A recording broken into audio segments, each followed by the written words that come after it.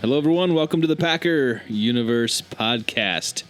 We're a Green Bay Packers fan podcast bringing you topical and relevant Packers news, along with our most humble, subjective opinions. This is episode 270.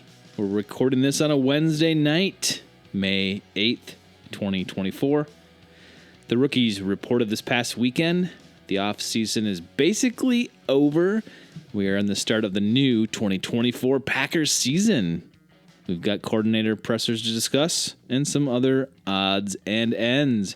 I'm Tay, your host, and joining me in studio tonight is our one and only Ren. What up, Tay? Speaking of odds and ends, I think the odd is you, and I guess I'm the end. I don't know if that makes anything good, but we'll talk about it all here. Rookie minicamp happened over Friday and Saturday. Some nice anecdotes from the new 2024 draft class in Green Bay. So that was a little bit fun to see those guys hit the field for the first time as Green Bay Packers. And then we had the O coordinator and the D coordinator hit the mic early in the week, Tay. So how are you doing on May the 8th, Tay? I'm doing great. I'm doing wonderful. Got some my own Lambo style renovations going around on my property here in Appleton. I got the some like driveway going on. You walked up it today, so Tay's got a new driveway. That underground Lambo, Tay parking here is pretty incredible. There's always stuff going on. There's one pass to give out, and I gave it to you, so you're lucky to have that. So I just things are going well here at Tay's place, and things are going pretty well up there in Green Bay place. So I don't know. What are you doing? What's going on? You just got back from a game. Your son plays football. Yes, he plays the other football, Tay. Yeah, he's the starting striker on the club, so he is literally out there. Striker. Yeah, wow. He is the lead man, and he's speed is his superpower. So cool. Well, good. They won 1-0. It was not his goal. Hit a couple of nice shots on goal, but didn't go through. So yes, football was my day this evening, and now it's football time, Tay. Okay. And speaking of football, before we talk about a few anecdotes with Mr. Steno and Coach Half, the NFL schedule release was supposed to maybe happen this week, and then they're like, press the brakes. We got to spread this out. We're going to get more out of this. We're going to do a prime time a week from tonight, Tay, 7:00, prime time schedule release. I mean, are you shocked the NFL is doing a primetime schedule release, Tay? This is, you know what happens when they release a schedule, right?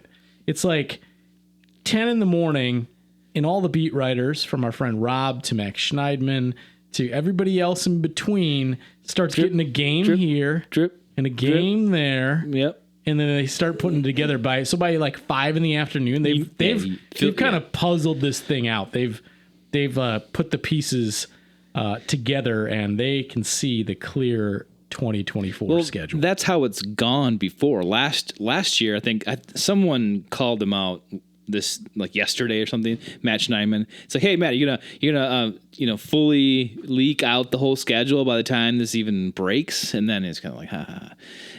But it's true. Like, you're exactly right. That's exactly what happened last year, and I would think that the NFL, if they really wanted to milk this, like they like to do everything with the NFL, they would, nip that in the bud. A little closer to the vest. And so, what is this prime time thing you're talking about? Like, I saw the release was next week Wednesday, but like, what is this prime time release thing? It is 7:00. How is that different?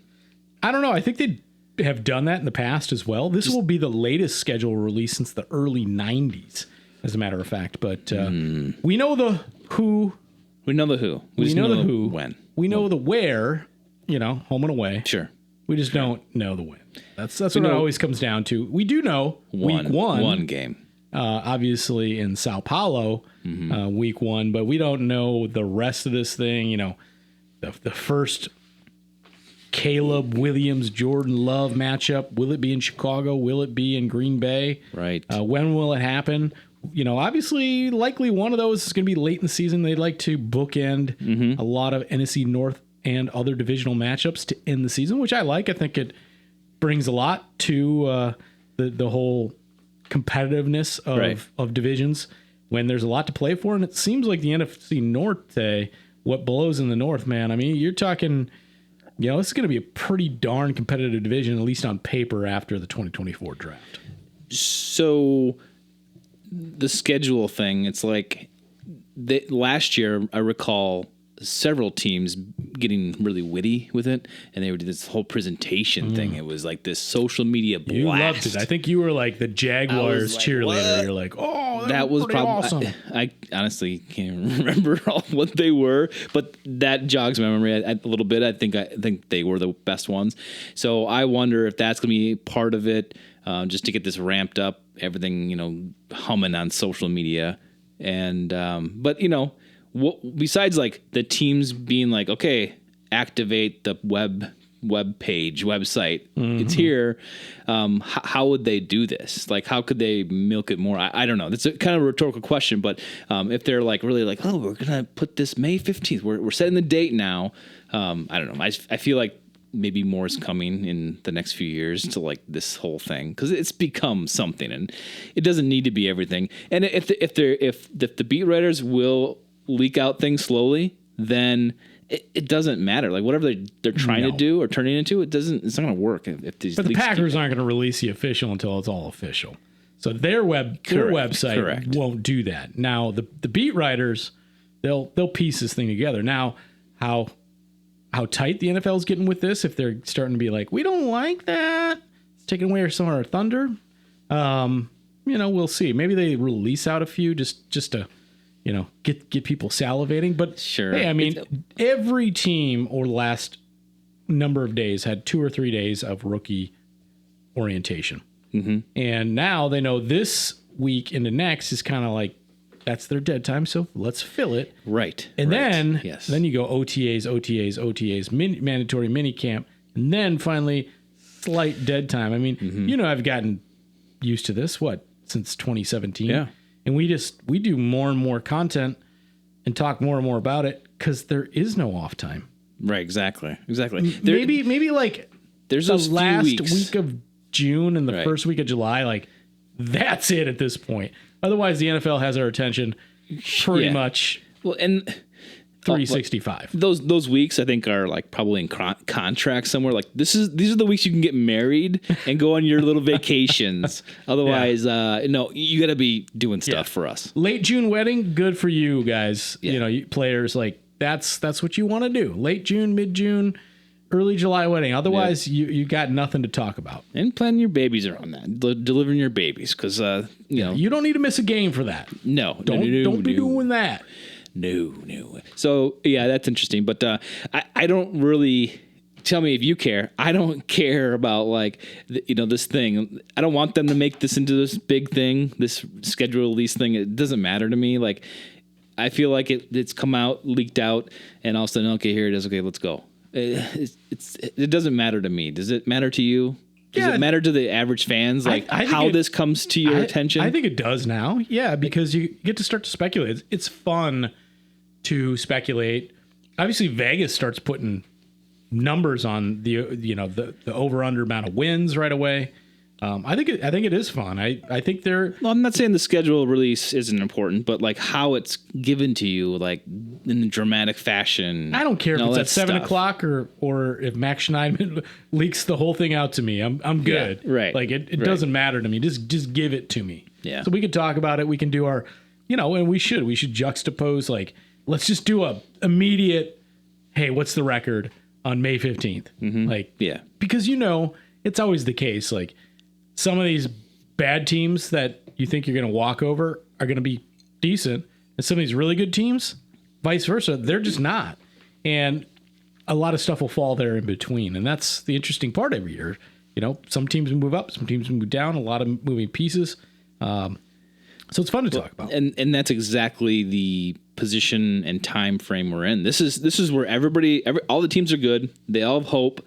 They all love their teams. They're all excited. The fan base is everyone's at 0. They're all at the same spot. So this is some of the best, I guess, football energy you could have for your team across the board anytime. It's like the rookies just got drafted. They came to town.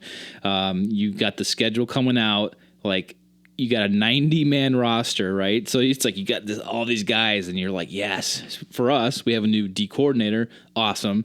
So this is the time where everyone's like, we're going to the Super Bowl, and of course, I think like hope springs eternal, right? Exactly. This happens every year, and I just think like we want to know things, and we'll get into it with the press conferences and stuff, and the answers we got out of some of that. But right now, like, nothing's defined, nothing's definitive, nothing specific really. It's all moving parts here, and this whole springtime is really a time to enjoy it, I think. And so I think, my advice is just slow down and enjoy this. This is great. Yeah. The rookies just got here. The schedule's coming out. Everyone's at ground zero, level 0. So it's a great time to be, a football fan. I love this. And the NFL has done that to me. Like I could find a good reason for every month, every week that's happening with the NFL. It's like they've got me. And right now it's like, oh, my team's the best. The Packers are going to the Super Bowl. Of course. And this time of year, and we'll get our first take over the next couple of weeks of what we think the record will be, and we'll come back and revisit it right before the season breaks, and then we'll get to mid-season and talk about it and be like, I don't know. But, the thing here, if you're looking at the Packers next week, you go, well, what you kind of harken back to the Steno, presser a few days ago. And he talks about it's night and day. Last year, they're just like, we got all these young guys, we don't know what's going on. He's like, you don't really know a direction you could go yet because you really didn't know. And, how much do you put on those guys? He says, and you just hopefully they go out and execute. And now he's like, now they got a year under belt. So it's great to see where they're at. And now you look to build on that. And then you have on the opposite end of this. So we expect when we look at the schedule, we go, oh, Jordan Love. And by the way, I put some stuff in my veins last night, Tay. What did you do? I went to YouTube. I went back and I typed in Colin Cowherd, Packers, Cowboys, and then I listened to Skip. Yeah. Then I listened to Skip. Just melt down. Oh, just totally melt down, and then remind myself how awesome that win was. Yeah. And hearing about Jordan and in his last 9-10 weeks of the season playing better than everybody else, and Colin breaking him down, and the Packers are a problem today. They're a problem. They are a problem. They're going to be a problem. So harkening back to that, sure, we're going to look at the Packers' schedule and be like, we expect this offense. These guys now, they're going to take what they did as a group that grew together, and now they're going to have this experience going into year 2. They're going to be trouble. And then we're going to go, oh, let's jump over to Coach Haf. And Haf just breaks it down like, we're starting at the bare minimums. This is all about technique, how I teach it, so that then they can be put in positions. Because if they don't get the fundamentals right. The what? They're not fundamentals. Exactly. Thank you. Fundamentals. That was better. That's what it comes down to. So the D is now in this position like the offense was last year. And it's starting from brass tacks, and they're going to learn to grow together. But part of the exciting piece with when you, I don't know how much you listen to Coach Hafte, but. Oh, yeah, I listened to him. I listened to him twice. Like, injecting some Colin Cowherd in my veins from the Cowboys victory in Dallas was amazing. But Coach Haf does almost the same thing to me. When you hear him talk about how he's in the presser, he's talking about even his defensive linemen and what he expects out of them. And he needs to get the point across first. First, it's about the players and how they fit and where they fit, and fitting that. He's not trying to take a player and say, you fit here in my scheme. He's looking at, this is what this player does best, and that's what we're going to get out of him. But then he talks about kind of run and chase defense. Like, they're expected. Right. They're expected to go get after it. But first we got to do this. And then we're going to put them in that position to go get after it, and that's where we're going to want to see.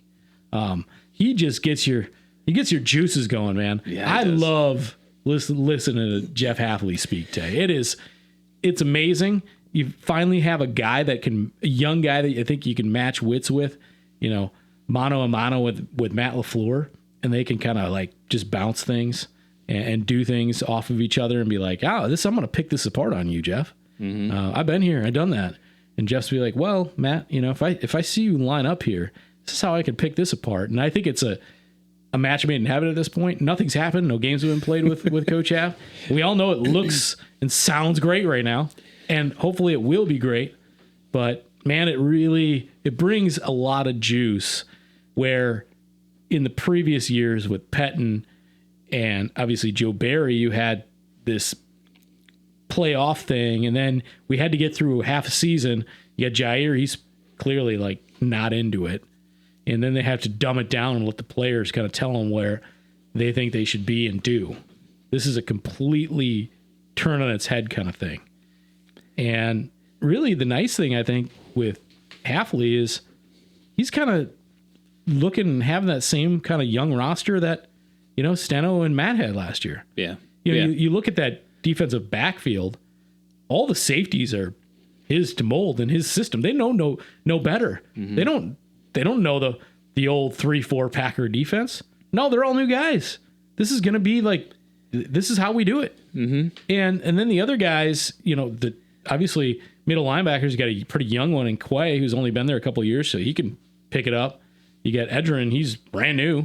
Mm-hmm. And then you got professionals like Kenny. Kenny knows football, and then you get your edge rushers who know football. They've been there, done that. They're hard workers. So I don't only see this stuff when you hear Jeff talk about, first the fundamentals, then the scheme. How do these guys work within that? Where can I put them in the best position to succeed?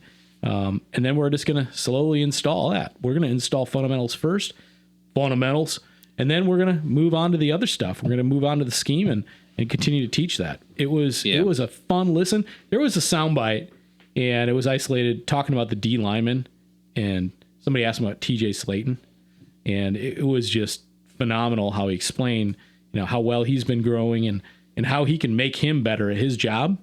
And he has nothing bad to say about any guy, and then he knows so well what they're good at, and just listen to it, man. And again, it's just like, give me that, put that in my veins, Tay. Well, it's amazing. It seems like he knows how to coach and to teach, and that's what's coming across. I mean, if you have not listened to that press conference by Jeff Hafley, go do it.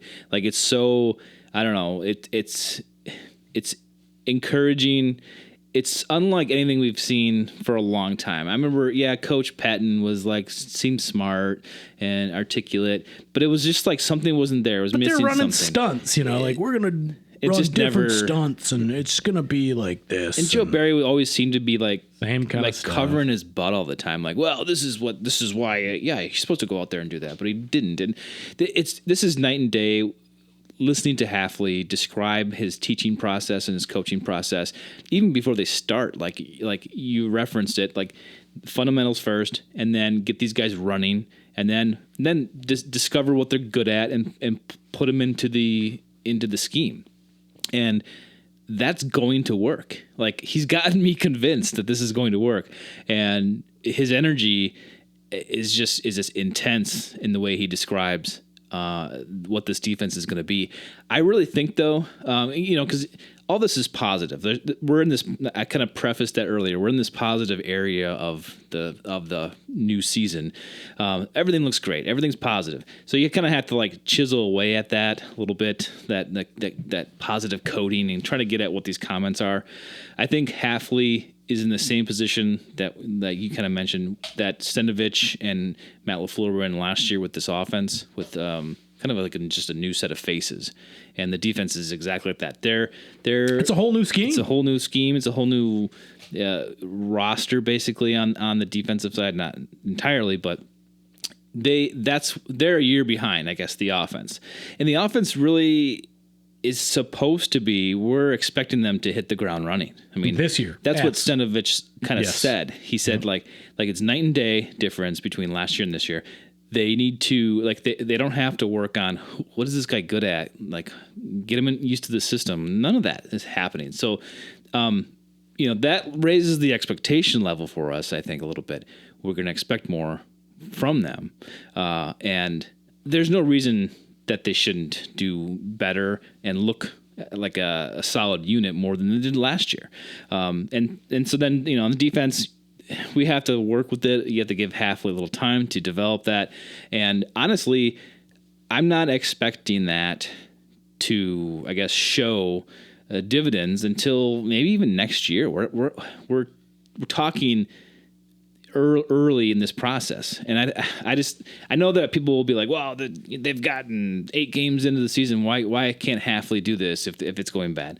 And it's like, well, I'm gonna let it play out again. So I'm gonna just lay off that for a little while this season. I'm just gonna let it play out because it worked for us on the offensive side. Eventually things got going, and you saw the production that was capable of that offense well into the postseason. So I think the defense is going to be, I don't know, night and day difference. It's going to be faster.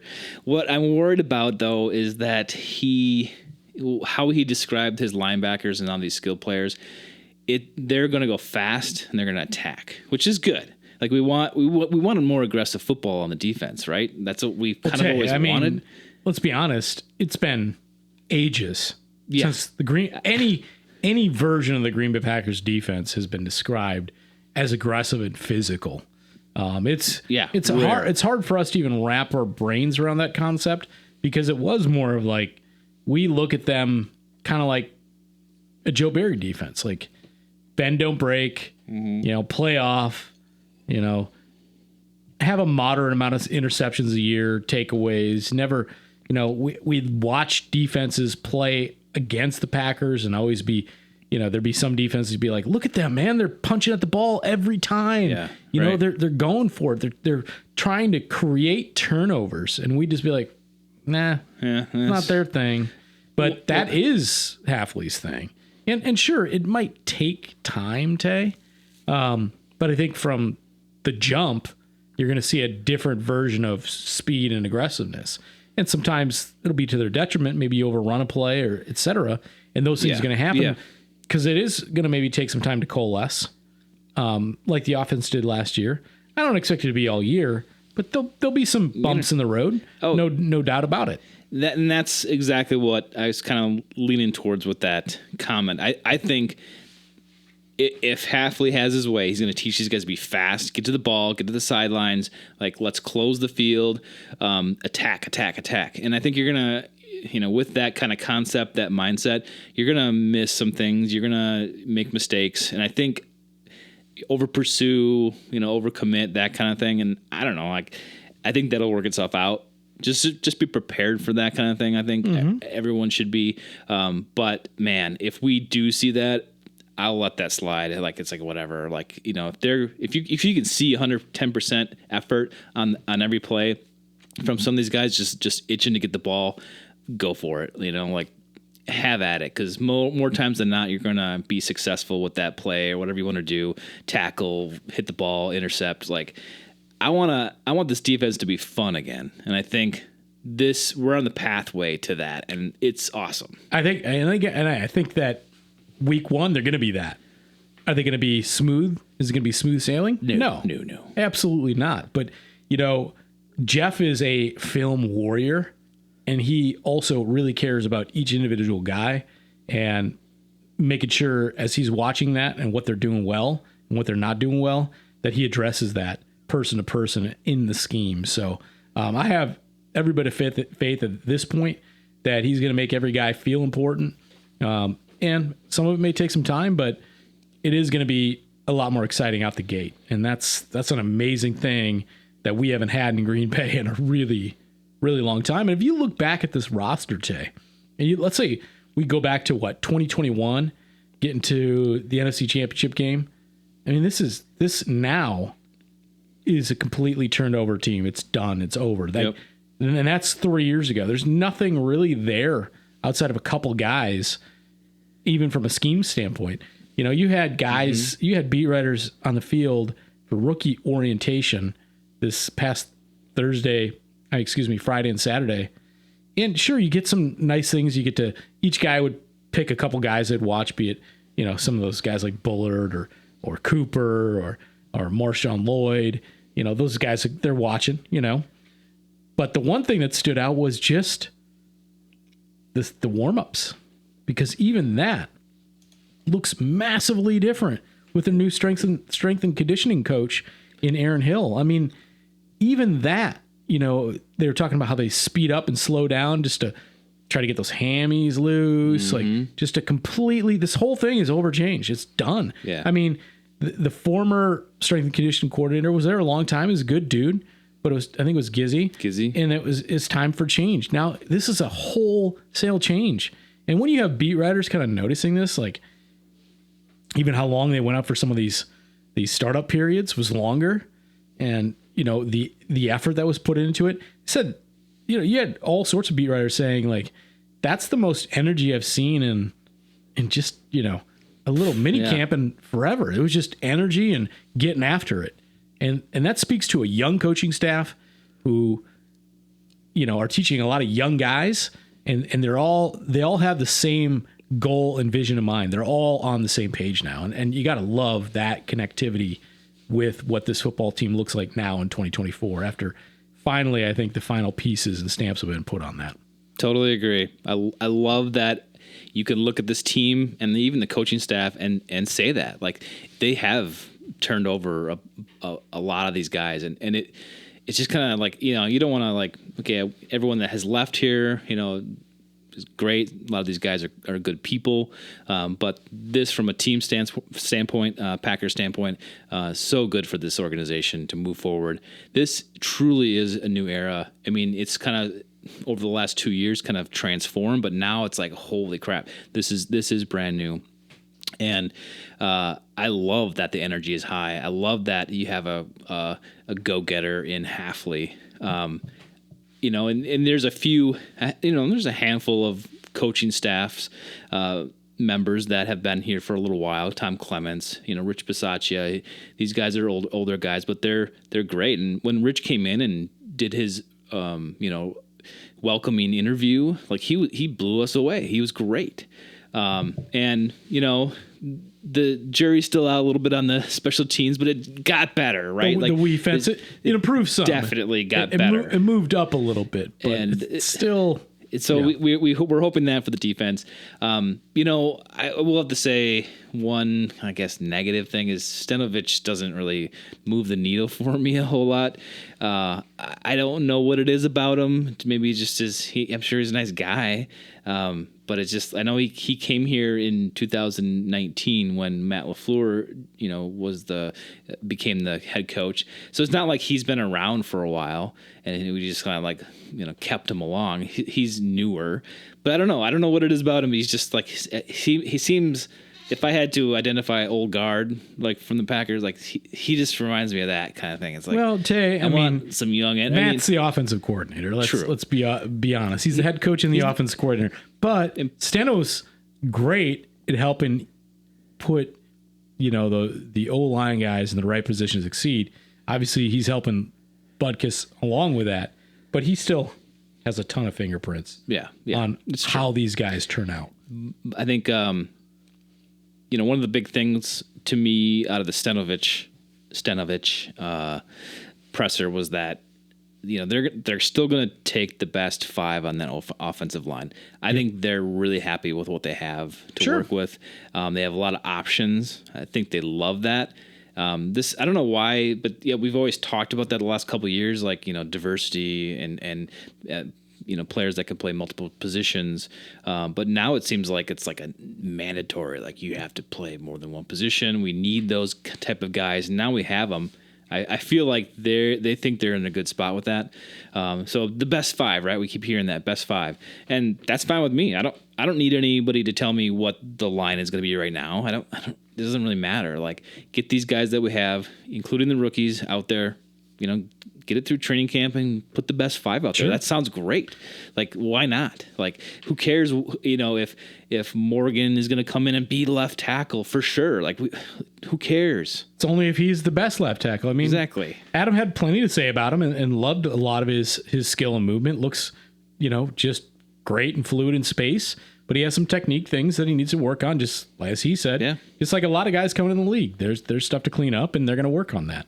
I think right now this is Rasheed Walker's job to lose, Tay. Mm-hmm. Sure, it was a 7th round pick, but Rasheed really settled in well in the second half of the year, and I don't expect Jordan Morgan to be the starting left tackle to break the season. That doesn't mean he won't blow us away in training camp and somehow be that. But at this point, if you ask me on May 8th, 2024, if I'm choosing between Rasheed Walker and Jordan Morgan, do I have to pick one? And you're putting a gun to my head. It's easy to say Rasheed Walker's winning that job. Again, a lot can transpire between now and then, but and along the offensive line. But I think the guys they picked this year really is about development. It's about versatility is huge. That's a Packer thing. It's a Packer thing not only on offense, it's a Packer thing on defense too. When you look at the guys they drafted and how they can be interchangeable at times. So they want that. They don't want to have one guy be injured for the whole year and just go, we have no way to replace that on our team. Mm-hmm. That's why the Packers are versatile. They don't want to ever find themselves in that position other than adding the quarterback position. That's just, that happens to anybody. It's kind of like, but that's why they massively value that versatility. And they successfully develop offensive linemen. I think there'll be more taken next year, Tay. I mean, I like the offensive line they picked up. Obviously, they brought in a veteran free agent right before the draft as well from Tennessee, who was a former first-round pick who didn't really work out so well in his early NFL career, but he can play both tackle positions. That's why they like him. There's history here that the Packers pick up those guys and they play for a couple of years. He's got a lot of warts, and guess what? They can maybe clean some of that up. And now you got a replacement swing tackle who apparently we've been, those whispers of Josh Nijman not being on board with the Packers last year have gotten pretty loud the last month, that there were some issues with that guy. And hey, they found themselves a potential swing guy that they can clean up some stuff, and that's what they need. Mm-hmm. So I think they have enough for now to keep them competitive. And even if you lose a Rasheed Walker, maybe Jordan Morgan has to play week 2 because Rasheed Walker gets hurt week 1 in Sao Paulo. You don't know that, but they also want to be ultimately prepared for those type of situations. There's always going to be injuries, and that's going to happen. So, that versatility piece comes into play. And it's massive because, again, if you have a guy that is irreplaceable, that's not the quarterback, you put yourself in a bad position. Right. So, you need to be able to have that flexibility up and down your lineup. There were a couple roster moves here, nothing spectacular. All kind of, really low hanging fruit, as they call that today. I guess I was trying to find the right words. They released Thyrick Pitts, the wide receiver. Thyrick? Yeah. And then DeAndre Johnson and Anthony Johnson were both released to make room for Julian Hicks and Dimitri Stanley, both wide receivers. So they've got a plethora of wide receivers. It must be just like we need. You're not talking Anthony Johnson Jr., are you, Tay? No, just Junior, just the regular, the regular. Okay. He was the cornerback. Oh. So yeah, I don't know what they're they need bodies apparently in training camp. they a lot of wide receivers to maybe take punts or whatever they got to do. We don't even know what that new kick return thing's going to look like. That'll be kind of a fun thing to see when they start practicing that. When training camp hits. Yeah, that's true. I hope they do. What that entails. Of course, you're going to see that. And, speaking of, there's some great anecdotes, sound bites from guys like Marshawn Lloyd in rookie camp talking about being willing to do any of that, including kick returns and punt returns. He's saying the right things. He's open to it. You got to do that. You have to. Yeah. But that's what you want to hear about a rookie. And there's a guy, I think, you're going to see a lot of in 2024. A lot of. Do you think, looking at Josh Jacobs, A.J. Dillon, Marshawn Lloyd, do you think there was a place for Aaron Jones on this roster, do you still think you wish he was here? Do you wish it was all four of those guys on the roster right now? Absolutely, but I don't know if Aaron Jones is still there, Tay. I don't know if they take a Marshawn Lloyd in the third round. So maybe, I don't know. They should have, but I think they take the priority off that a little bit. Inevitably, you end up with, in some draft books, the best running back prospect of the draft. Exactly. So, can do a lot, can pass, can pass catch, can run, has burst in the open field. I mean, pretty exciting stuff, and we look forward to watching him come minicamp here. I'd like to think that if Aaron Jones was still in the roster and they had Josh Jacobs and AJ Dillon, that they would have still drafted Lloyd. I think they would have drafted a running back, Tay, but I don't know if they go that early. I know. I wish they would. If that was the scenario that was presented, I just think that the running back should be a little, addressed heavily here in the Packers going forward. It can alleviate a lot of pressure from the quarterback. Yeah, I'd say every probably third draft you need to be kind of reloading yourself a little bit. And plus injuries. I mean, AJ kind of fell off. Aaron Jones was injured, so it's like you need people. That's one of the biggest reasons Aaron Jones isn't in town today. Yep. Just obviously wasn't availability. Availability is the best ability, Tay. And, Aaron Jones was not available for, most of the year last year until the final legs of the season, which he made a huge impact on. But they look at that overall piece and go, we need guys available all the time. And Aaron Jones, fantastic talent, but wasn't somebody they could rely on. Nope. Unfortunately not. All right, Ryan. Well, I don't have very much else. You got anything else on your list there? Not really, Tay. I kind of came in blind with the football that I was at today, and didn't have my note taking time and time to just give you as much of Ren's rants or Ren's raves. There you go. Thank you for that, Tay. Look at that. As I would like to have, and maybe we could have got some more, clips of the Rooks from Friday, Saturday, or Jeff, but. We'll get there, and in the next couple weeks, I think we'll have our friend from the Believe in Bears podcast, Joey Christopoulos, rejoin us on the podcast to talk about why the NFC North, Tay, may be getting a little bit more competitive. At least they think so. Down in the flatland below us. So yeah, we'll see about that. But I think after listening to Stenovich and Hafley, I have been made holy because, I think he's got me pumped for that defense to be, something special this year. So I can't wait for that. Well, let's get out of here, Ren. We appreciate everyone listening, everyone following us, subscribing. I just want to thank everyone again who has recently subscribed on YouTube. That helps out great. Keep coming back for our awesome, amazing content. So thank you. Yeah, Tay, until episode 271 on the pup list.